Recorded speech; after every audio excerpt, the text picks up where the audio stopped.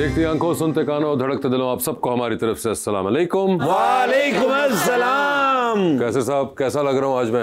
वैसे भाई आप प्यारे ही लगते हैं, सारी जिंदगी हमें प्यारे ही लगेंगे आप। ये ख्वाबों के शहजादे हैं। अच्छा जी, क्योंकि जिन्नियां ख्वाब इन्हां नूं होंदे ना जिंदगी च पाकिस्तान किसी नूं होंदे ही नहीं। Oh my God. मैंने ख्वाब च देखा एक बंदा हवाई फायरिंग कर रहा सी पिंड च। अच्छा, सवेरे उठ के जाके ਉਹਦੇ ਤੇ ਪਰਚਾ ਕਰਾਇਆ। ख्वाब ਦੇ ਵਿੱਚ ਇਹਨਾਂ ਦਾ ऐश्वर्या राय ਨਾਲ ਵਿਆਹ ਹੋ ਗਿਆ। ओह ਸਵੇਰੇ ਉੱਠ ਕੇ ਅਭਿਸ਼ੇਕ ਬੱਚਨ ਨੂੰ ਫੋਨ ਕਰਕੇ ਕਹਿੰਦੇ ਆਪਣੀ ਭਾਬੀ ਨਾਲ ਗੱਲ ਕਰਾ।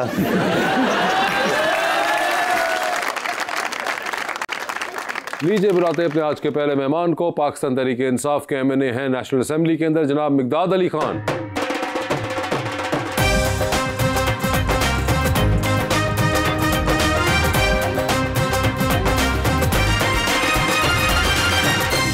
और हमारी दूसरी मेहमान model, climber and social worker मोहतरमा फरिया शेख।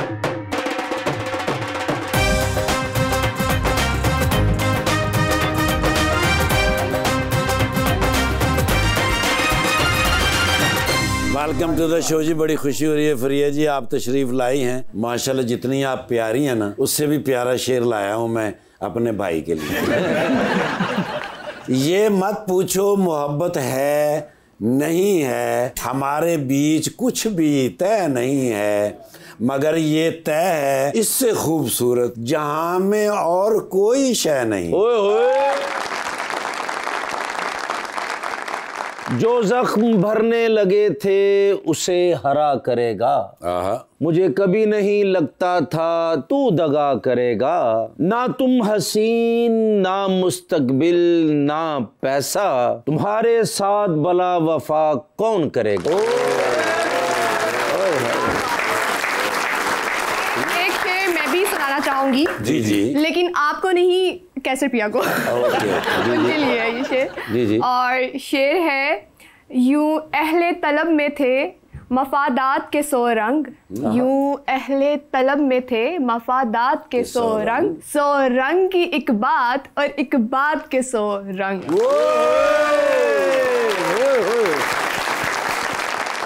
आपको कोई शेर व शायरी का शौक है? शौक तो नहीं है, लेकिन कोई स्पीच करते हैं तो अगर उसमें अच्छे अशार हों और बामतलब हों और मौके पे लगते हों तो वो आपकी स्पीच को एक अच्छा रंग देते हैं। तो आखिरी बार कोई शेर ऐसा आपने पढ़ा हो जो मौके पे लगा हो? नहीं, अभी तो मुझे याद नहीं आ रहा, लेकिन मैंने वो वाला शेर पढ़ा अपने, कुछ शेर दे लोग भी जालिम सन।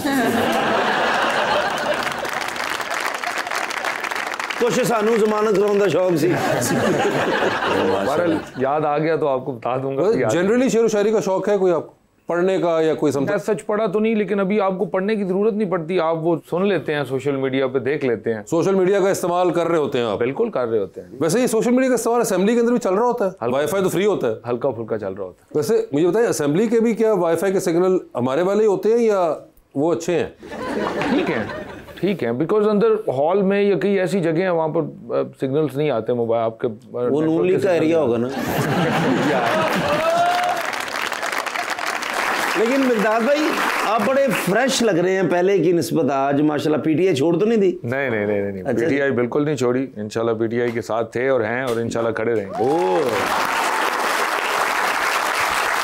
फरिया, मॉडलिंग तो आप कर रही थी, अभी भी साथ साथ करती हैं, उसके साथ और इतनी चीज़ें करती हैं, social work and I think climbing भी करती हैं। ये सारी चीज़ें मैनेज कैसे करती हैं या फिर किसी एक चीज़ पे ज़्यादा फोकस रहता है? मुश्किल है काफ़ी मैनेज करना, लेकिन मुझे बहुत शौक है क्लाइंबिंग का और माउंटेनरिंग का। उसके अलावा मैं फ्लाइंग भी करती हूँ। आई एम हाई जहाज उड़ाती हूँ। असली वाला? जी।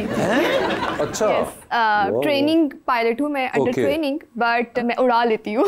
अच्छा। Of course. तो लेकिन ये सब चीज़ों के लिए टाइम निकालना इसलिए मेरे लिए ज़रूरी है कि मुझे अपने जो ख्वाब हैं और जो मेरे शौक हैं मैं उनको देखना चाहती हूँ ऊपर चढ़ते हुए और अपना पूरा करना चाहती हूँ। तो अपने लिए टाइम निकालना आई थिंक मुश्किल काम नहीं है। मॉडलिंग में, क्लाइंबिंग में और ये आप पायलट भी बन रही हैं, सबसे आपके दिल के करीब कौन सा है? मेरे दिल के करीब सबसे ज़्यादा क्लाइंबिंग अभी फ़िलहाल ज़्यादा है, क्योंकि अभी मैंने रिसेंटली एक समिट किया है बरीला, देवसाई प्लेन्स की सबसे हाईएस्ट माउंटेन, जो कि 5400 मीटर की बुलंदी पर है। वो भी मैंने स्नो स्टॉर्म के अंदर किया एक्सपीडिशन अपना पूरा। मुझे काफ़ी ज़्यादा मुश्किल पेश आई, लेकिन कर लिया अल्हम्दुलिल्लाह। आई थिंक अल्लाह मियां हिम्मत दे देते हैं आपको। मिकदाद भाई, आप भी कोई इस तरह का शौक रखते हैं? पहाड़ चढ़ने वाला है, सिर्फ दीवारें ही चढ़ी हैं?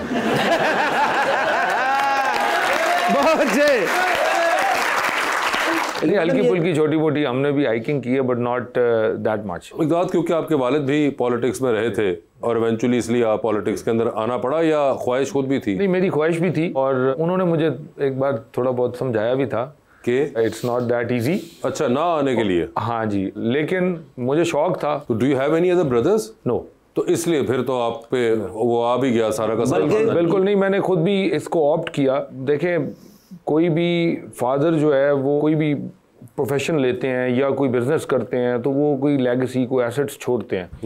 तो अगर उन्होंने अपनी एक लाइफ का एक बहुत बड़ा पार्ट इस सर्विस में दिया है, तो अगर मैं नहीं ऑप्ट करूंगा तो वो वेस्ट जाएगा। आई थॉट कि I could do little better, जो लोग उधर कर रहे थे उनसे बेहतर कर सकता हूं, तो मैंने ये प्रोफेशन चूज किया और अल्हम्दुलिल्लाह अभी तक बेहतर ही जा रहा है। फादर जो थे आपके वो 2 बार नून लीग से एमएनए बने थे। हाँ, इसीलिए तो समझा रहे सन।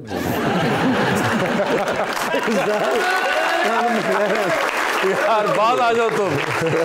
तो ये वाली पार्टी का फैसला आपने खुद किया था या बिल्कुल मैंने अब्बा ने कहा था? नहीं, मैंने भी किया और उन्होंने भी किया। अच्छा। ही लेफ्ट PMLN इन 2018।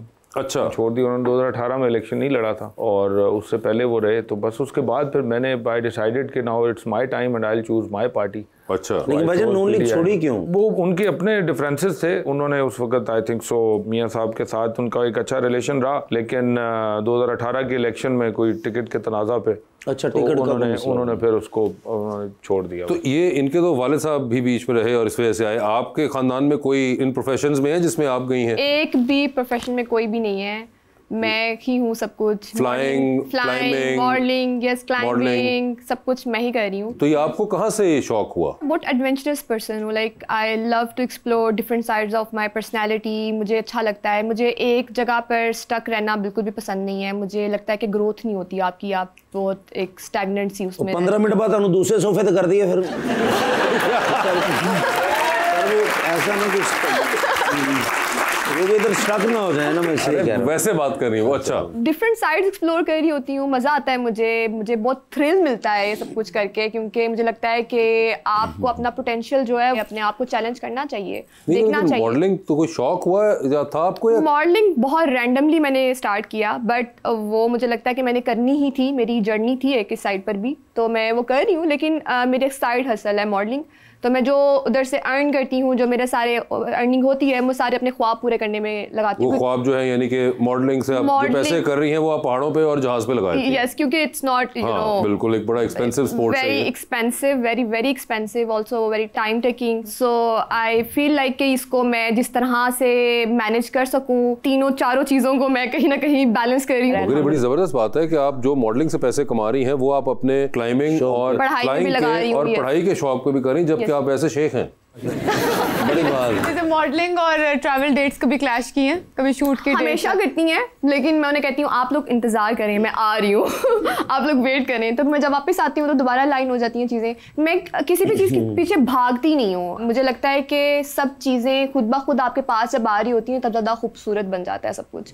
आपको किसी चीज़ के पीछे भागना नहीं चाहिए। आप बहुत ज़्यादा हैस्टी हो रहे हो, आपको बस चाहिए। मैंने कभी ये नहीं किया। अगर मैं किसी ट्रैक पे भी जाती हूँ, कहीं ट्रैवल भी कर रही होती हूँ, तो अगर वो नहीं हो पाता, जैसे एवरेस्ट बेस कैंप इस साल मैंने किया, मैं अकेले गई थी, सोलो था ये, और मैं बिल्कुल अकेले चली गई हूँ। और फरवरी में विंटर एक्सपीडिशन थी, वो भी -35 में आई सर्वाइव। और मुझे एक पॉइंट पे जाके बिफोर 200 मीटर मुझे वहाँ पर एल्टीट्यूड सिकनेस हो गई।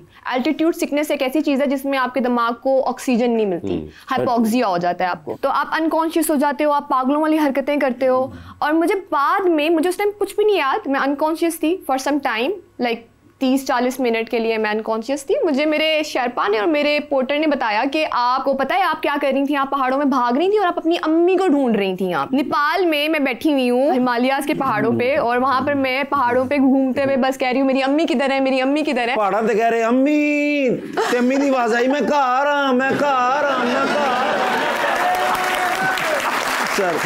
बस वो मेरे दिमाग की और मेरे बॉडी का आपस में जो है ना क्लैश आ रहा था, क्योंकि आपकी बॉडी आपको कह रही होती है कि yes I can do this, लेकिन आपका दिमाग आपको सपोर्ट नहीं कर रहा, क्योंकि वो तो एक अनहेल्दी कंडीशन में चला गया। यानी कि बॉडी और दिमाग का आपस में बॉडी कह रही है कि तुम ये कर सकती हो और दिमाग कह रहा है कि तुम ये नहीं कर सकती हो, क्योंकि दिमाग तो घुमा रहा है आपको। जबरदस्त सर, ये तो कोई पीटीए वाला माहौल लग रहा है।